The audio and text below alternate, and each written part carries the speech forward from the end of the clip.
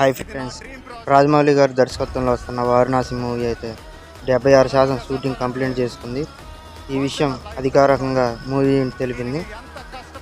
2027 సంవత్సరంలో చాలా భారీ బడ్జెట్ సినిమాలు చాలా పెద్దవి వస్తున్నాయి. వాటిలో అతిపెద్ద భారీ బడ్జెట్ సినిమా ఏదైనా ఉందంటే అది వారణాసి మూవీయే.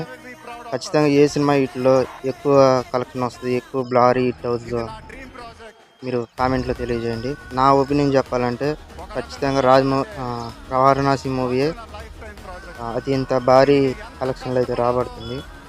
నెంబర్ 1 స్థానంలో అయితే నిలుస్తుందని నాకైతే అనిపిస్తుంది. సరే, మీ ఒపీనియన్ ఏంటో ఒకసారి కామెంట్లో తెలియజేయండి.